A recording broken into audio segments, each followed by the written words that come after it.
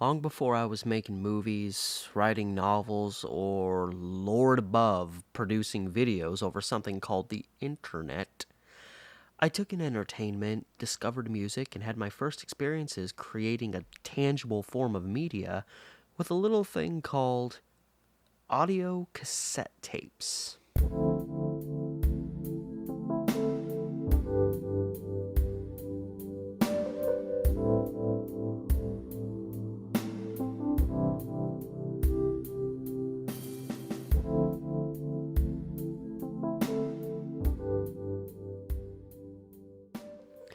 If you are a child of the 80s or even into the 90s, like I was, you're probably going to feel as much nostalgia watching this as I did reflecting on and producing it. Now, a long forgotten technology, unlikely to have a revival like vinyls, audio cassettes were the thing, even back in the early 90s when a little thing called compact discs had come along. For me, up until the early 2000s, cassette tapes were a major part of my life, only their purpose in it would fluctuate greatly. It all began for me when my parents gave me an old stereo. Even by 90s standards, this thing was old, that happened to have a tape deck on it. Somewhere along the line, two big things happened. My dad gave me a box with some 15 blank, nondescript white cassette tapes, and my world was blown. Around the same time, I found we had a microphone that I could use to plug into the stereo and that I could actually record myself on tape. This was heaven for 7-year-old me. But it wasn't just about making my own recordings. I was first truly discovering music on audio tapes, and my favorite band when I was a little kid was The Cars. The Cars' Greatest Hits was like my first favorite album and like the only real album I listened to as a kid. It took me forever to rediscover music, but I think it's because their lyrics were so kind of whimsical and kind of weird that definitely appealed to a 7-year-old kid with a very vivid imagination who just liked. I was very much into like the strangeness of the world, or at least whatever was strange to me as a little kid. And so the Cars were that. My dad happened to have the Cars' Greatest Hits album that came out the year I was born, 1985, and he had it on audio cassette, and I listened to that thing like crazy. So much that one day the tape got caught in the runners of my tape deck and snapped. I don't know if there's ever been a time in my early childhood that I was ever fearing the wrath of my father as much as I was when his Cars tape snapped. He was letting, like, it was just in with my tapes. Like, I had it for a long time, and I was kind of hoping he'd forget it existed, and I don't think I ever gave it back to him, so I think he kind of just forgot about it, or maybe just let me keep it. But when that tape snapped, I thought I was in trouble, which was kind of ridiculous, considering the fact that, like, if the tape deck eats your tape, it's not like you were neglectful in some way or another, but I freaked and I quickly ran. I got myself some like random tape, and I remember the tape, because I'm a little 7-year-old kid. I'm not creative about it. I just kind of just was like, I got a piece of tape. It's probably like that long. When that long does the trick. It was just like so like when it would go through the tape head, it would be like that thick, and I could actually hear it go like kind of through the tape deck when that part would play. I remember it ripped like right in the middle of the tape. It cut out most of the third, like the last verse of You Might Think on one side, and then a part of the song I'm Not the One on the other side. So I would still like listen to the tape and just know that moment was coming. I knew the exact moment because I kept listening to the tape after it ripped. My dad never asked for it back. So I never, the wrath never came. Yep.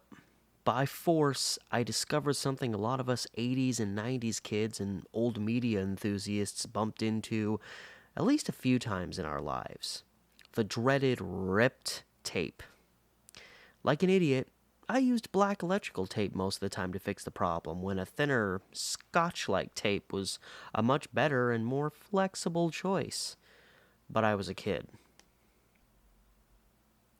few years on, when I was about 13, I rediscovered a love for music and raided my dad's cassette collection, admittedly stealing many of them. I discovered my most favorite artists through those limited tapes I had access to. Billy Joel, Bruce Springsteen, The Eagles, Journey, and my first favorite band as a teenager, Dire Straits. Interestingly enough, I found a cassette tape of Dire Straits' 1980 album Makin' Movies in an old box of my father's, and its tape, tragically, had also been ripped. For those who know the album, this will make sense to you, hopefully. The rip happened during the third verse of Skate Away on side 1 and the middle portion of Espresso Love on side 2. It wouldn't be till I got the album on CD some 5 years later that I actually heard these two songs in their entirety for the first time. But I'm getting ahead of myself. When I was still younger, my best friend Jason was a year and a half older than me, and thus he was my idol. He was one of those hair down to his shoulders, rock posters all over his walls, corduroy pants wearing fringe kids. He introduced me to Weird Al. The first time I ever heard Bohemian Rhapsody was with him when it randomly came on my old stereo. He introduced me to hard rock, grunge, even Green Day by random chance. I had it, and I swear I backed it up with some other random files I did, but I've never been able to recover it, so it's gone. But I had a recording on audio tape because this old stereo, for some reason, it could record off the stereo and off the mic simultaneously. I don't mean like it was picking up the sound of the stereo on the mic, like it was recording perfect copy of what was coming off of the stereo as well as the microphone. It was like dual, I don't know how that worked. And this song comes on the radio. It's a brand new song. It's playing on like a mainstream radio station. And I remember my friend pulling away from the mic and being like, "Oh, this is like a really cool new song." So this song was brand new. And the song was When I Come Around by Green Day. And so you could tell it was so new that like when my friend would sing with it, he would only sing the chorus because he didn't know the verses yet. And I had probably about 2 minutes, I don't know, it may have even been pretty much the whole song where you hear the song playing on the radio and my friend Jason and me like kind of speaking back and forth. And I looked back and I saw that particular song, the single, came out January 31st, 1995, oddly enough, the day my girlfriend was born. And that makes me think that probably the time in which that recording was made was probably sometime late winter or spring of 1995. But alas, that little piece of rock and roll history is gone. Despite my early love of the Cars and these early random discoveries in music as a child, my love was being able to record myself onto tape. And I filled up tape after tape after tape with random childhood nonsense. Jason and I recorded a plethora of things, but I distinctively remember the first time I made a tape recording with a friend, and it was with someone else. So every year during the spring, there would be a kind of fair that would be at my school, and they would set up all these cool it was almost like the carnival came to town, but it was inside the gymnasium at school. And my friend Patrick, who I'd been friends with since we were literally like not even a year old, if you can have a friend that early, and he came over and he spent the night and we went to this fair. We went back to my place afterwards and we're just hanging out, and we're very young. We're like, 8 years old, 7, 8 years old. And I hadn't really done, I knew I could record myself onto audio tapes with, this microphone, this old stereo I had, but I never thought to really do it. And when Patrick came over and was like, "Oh, you have this, like, let's just record stuff." And we recorded like 3 audio tapes worth of stuff. And I remember we called it, I think it was like Steven, because I went by Steven back then, Steven and Patrick's Jokes and Skits. And there were 3 tapes that we ended up doing. I think we did it all that night. We probably stayed up till like midnight, which was a crazy late time for me to be staying up at that time. And that was really where the whole interest in making recordings of myself started, and unfortunately I never backed those up.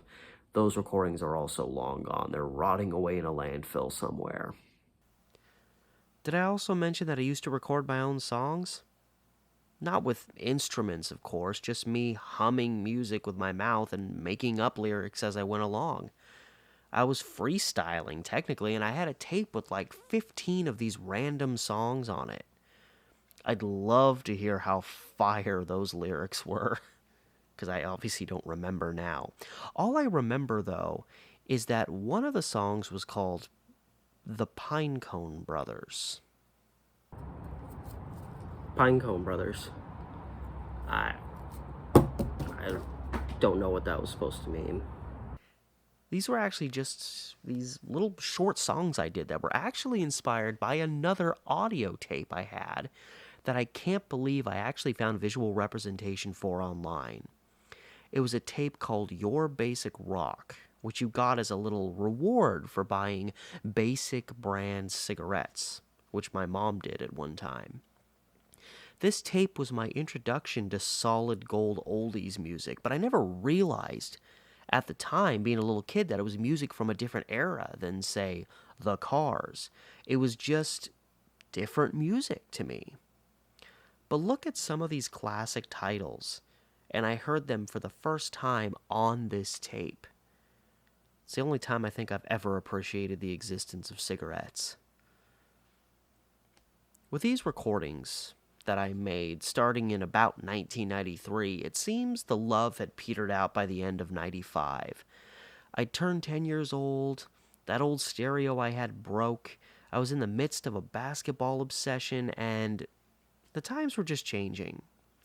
The last audio tape recording I remember doing was a little thing I did with my cousin around 1999-2000 that we affectionately called Steve and Matt's Sex Stories, 'cause we were immature teenagers. I still had most of those old tapes in my possession up into the start of 2017, but an abrupt and messy departure from my home at the time led to a loss of many things, including all of those original tapes. Gone forever. Almost.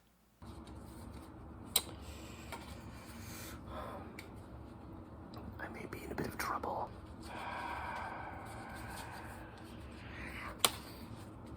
No dice. Wait, there's discs. Just random discs buried down here. I don't know what that means, but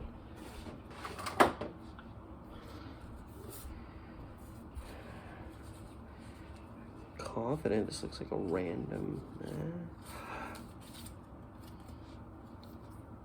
Yes. I only vaguely remember what is on here, but this is all I got left. And because I am always in a perpetual state of poverty, and I have a MacBook that is now almost 8.5 years old, and I've been using it every second of every day. I'm amazed it's still functional. But some random things don't work on it anymore, and after about 5 years, my disk drive crapped out, so I need this little device to plug in whenever I want to put in a disc of some kind, so.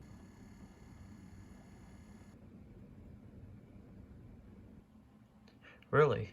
Couldn't be found online. I wonder why. So these are the tracks that I have saved. These are all old audio tape recordings. Audio tape quality from anywhere between 1993 and 1995. Well, for your sake, certainly not for mine, let's take a listen at a few of these little clips.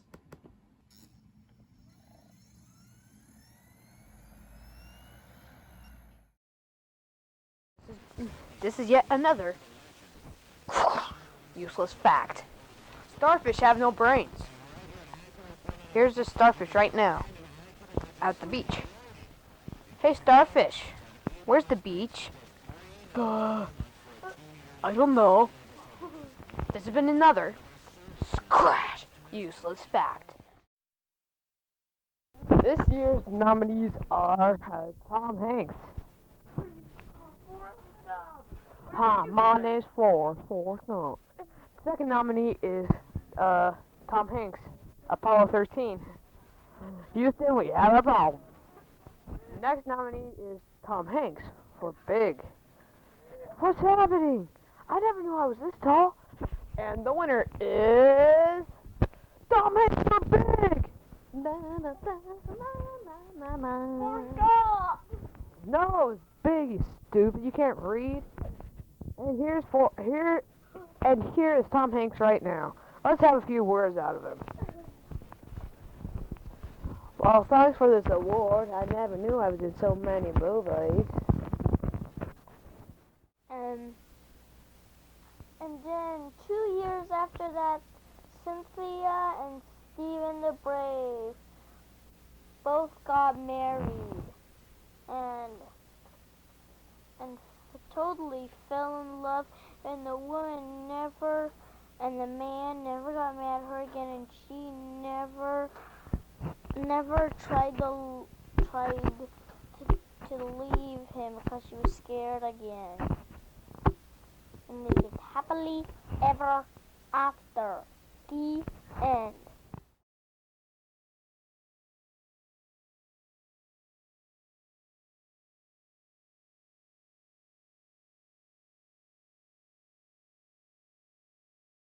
Apologize for the darkness down the hallway. My girlfriend's asleep. But no foray into my life growing up with audio tapes would be complete without an item that is in this bag right now. Oh, it's falling apart. I don't know how I still have this, considering the amount of things in my life that I've left behind in the last 10 years of my life, but somehow this particular item has stuck around with me since I got it some, 26 years ago? Hasn't worked in years. It's falling apart on the side, but I still have it. Fans of the film Home Alone 2 Lost in New York will be very nostalgic in about 1 second. I still have my Talkboy that I got, I believe it was for my birthday or for Christmas, and of course this toy became popular by its appearance in that film, which just goes to show how dated the film was. But I mean, kudos to them in a time where CDs had already been around for, almost a decade, and like audio tapes were kind of fading. There was a major audio tape revival when this thing came out, and it actually became available for consumer purchase. I use this thing all the time, and it has all of the same capabilities that the one in the film does, like slow motion and speeding it up to make your voices sound in different ways. And I loved using this thing when I was about 9-10 years old.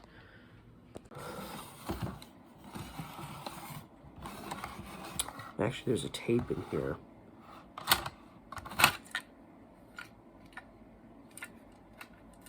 I have absolutely no clue what is on this tape.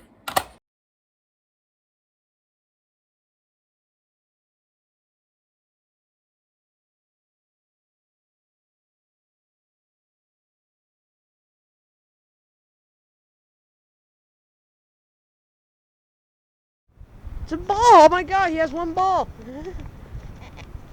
He has two balls. He has two balls. Let's see what happens here. It looks like it froze. Everybody's too cold. Yep, and we froze. A problem here. Looks like someone got hit by a baseball, maybe. Our mascot George is having a little difficulty of his own. This is a real live animal. Let's hope he doesn't get out on the field. Okay, let's see. George is a lion. A lion is loose. Oh no! He's out on the field! He's out on the field! We must chase him down! Somebody's got him. Ah! Oh, that was me. You got him. Ah! Oh, he bit me. Oh! Oh! This is really all I have left of that great era that was my childhood in the mid 90s. Again, in terms of actual tangible, memories recorded. But at least I have something. On the flip side, when I wasn't recording, I was always listening to the assortment of typical kiddish fare that one might listen to when they were young. I had several old cassettes produced by that one company whose name shan't never be uttered on YouTube. I had a tape on Stranger Danger called It's Okay to Say No, which I did a reaction video to recently. It's not just okay, it's kind of imperative. In the park, a man put his arms around me and lifted me up. Wait, that's the end of side one. And despite all the audio tapes I've lost in the wind, and only having a small random collection of tapes still in my possession, I actually still have a few of my oldest tapes from my childhood. I think I do.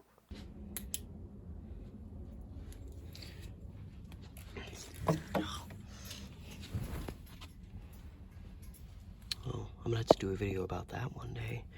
However, Zodiac.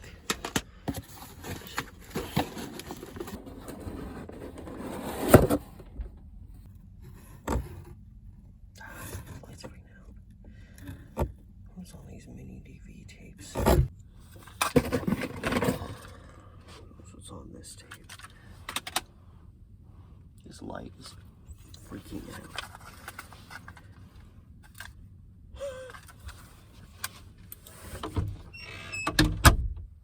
So these two tapes from my childhood, they both have manufacturing dates on them, so I know where they date back to. And I'm really interested in actually putting these in and listening to them because I don't even know what shape they're in. I haven't listened to either of these in probably at least like 15 years. I mean, I wouldn't really have much of a reason to. And this is a tape from my childhood. It's A Night Before Christmas. This side is a story telling of it, and then this side it's all songs, like really low budget versions of these Christmas songs. But I listen to this all the time, and I hope it still plays well. It says copyright date 1988, so we must have gotten this right when it came out because I don't remember a time in my life where I didn't have this cassette, and I'm amazed it's still with me. This one is a Campfire song audio tape with songs, bunch of classics. Blow the Man Down, Clementine, The Old Gray Mare, John Jacob Jingleheimer Smith, I've Been Working on the Railroad, all those classics on one cassette tape. And I found this at a estate sale. My mom used to do estate sales. She used to work with my grandma and do it, and sometimes I would go with her and I would find random things that I would want to keep. And I just found this, and I was still young. I was like 7 when I found this, and so I wanted it because it appealed to a kid. And so again, I haven't played either of these since at the very most recent, like mid 2000s, like 2005. So these two tapes haven't been played in about 15 plus years. So, despite all that loss, I still have at least a few little pieces of this prominent period in my life. By the end of the 90s, whatever tape deck I had more or less sat there, unused, only for me to rediscover my love of music. After, again, stealing a rather large collection of albums from my dad, of which I have no guilt for, I discovered my next true love in terms of audio recordings, the revered mixtape. I made mixtapes so frequently that I often found myself recording over tapes I had over and over and over again because I ran out of tapes to make mixtapes with. It was an illness that helped carry me through my high school years, where around the time of graduation I finally, pardon the pun, graduated in a whole new way to CDs. I've got a lot of those too.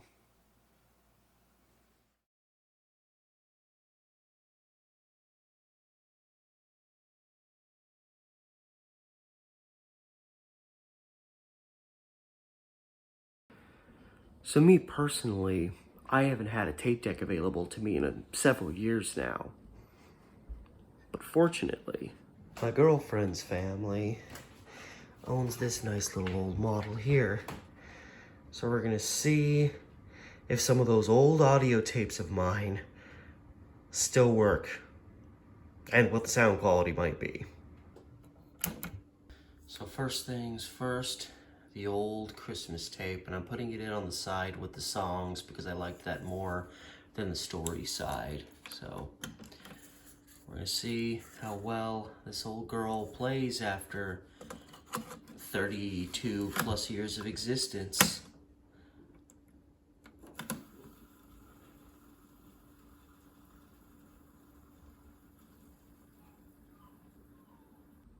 Okay, so far I'm getting nothing out of this tape, which sucks, but it's, you know, it's always a possibility. I need a, any kind of a control. This is like an old weight loss tape. I don't even know what's on here. I'm pretty sure I turned this into a mixtape back in the day, so I just want to see if the tape deck is working or that the volume levels are right before I just say that this is a lost cause.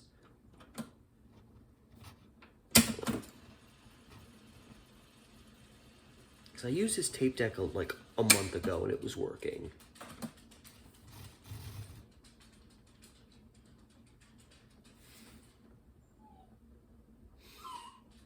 I know, Mutt. I'm an idiot too. Maybe this thing would work really well if I went from the phonograph to tape. Deeper. 2, 1. You are now at a deeper, healthier level of mind. Yeah, that is a weight loss tape. Let's try this again.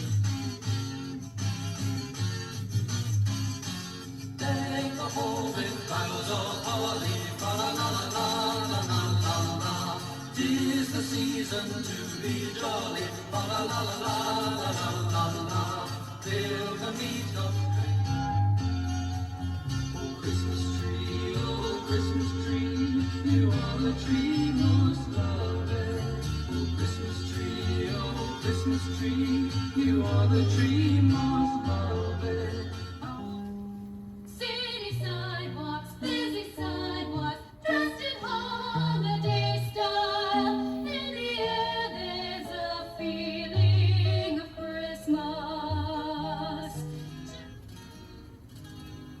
You know Dasher and Dancer and Prancer and Vixen, Comet and Cupid and Donner and Blitzen. But do you recall the most famous reindeer of all? Rudolph the red-nosed reindeer had a very shiny nose, and if you ever saw it, you would even say it glows.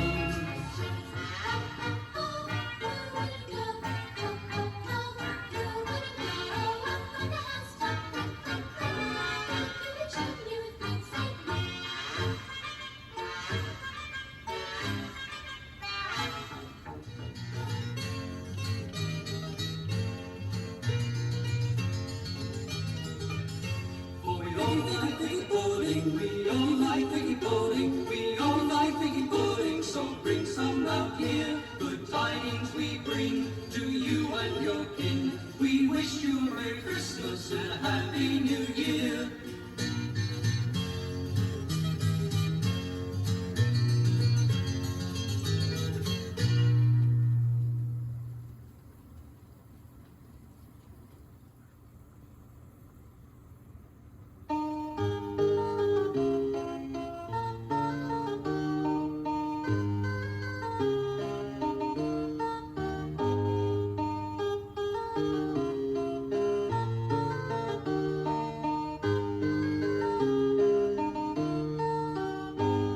To get ready for the story, turn to page 2. It's the day before Christmas. Outside, the snow is beginning to fall. Tomorrow's Christmas, Cindy. I know what Johnny. Isn't it exciting? Mom has been making a list of things to do to get ready for Christmas. Baking cookies, wrapping presents, and decorations. Decorations? Oh boy! We can put up candy cans and popcorn strings. How about if you get the decorations, Cindy, and I'll ask Dad to help us with the ladder. Turn to page 4.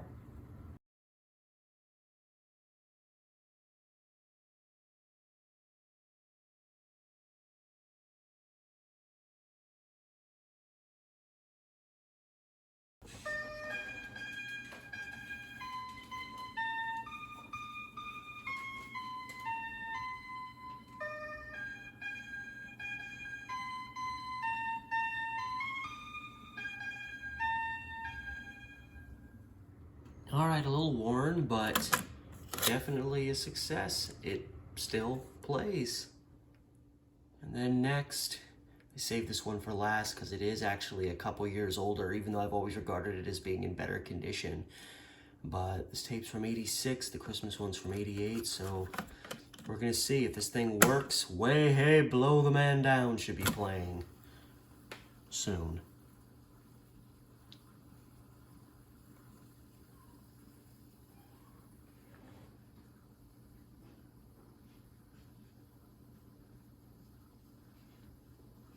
TV 520. Blow the man down, bullet, blow the man down, to me way. Blow the man down, oh blow the man down, blow him away. Give me some time to blow the man down. So I was walking down Paradise Creek. To me way, blow the man down. A pretty young damsel I chanced for to meet. Give me some time to blow the man down. Oh my darling, oh my darling, oh my darling Clementine, thou art lost and gone forever, dreadful sorry Clementine.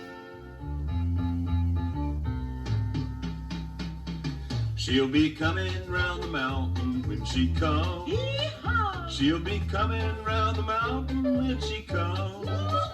She'll be coming round the mountain. She'll be coming round the mountain. She'll be coming round the mountain when she comes.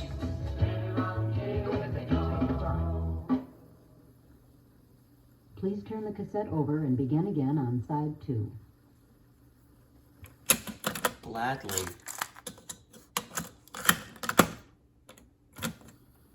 I've been working on a railroad. Hell yeah, brother. I've been working on a railroad just to pass the time away. Can't you hear the whistle blowing? Bring back, bring back, bring back my Bonnie to me, to me. Bring back, oh bring back my Bonnie to me. Da da da da da da da. John Jacob Jingleheimer Schmidt. His name is my name too. Whenever we go out, hear the happy people shout. John Jacob Jingleheimer Schmidt. Please push the fast forward button on your cassette player until the tape stops. Now you are ready to replay side 1. Oh, hell yeah. Think I'm playing around? I'm listening to this thing like 5 times over, man. Not really. But hey, they both work still. A little worn out, but what do you expect for cassettes that are nearly as old as I am?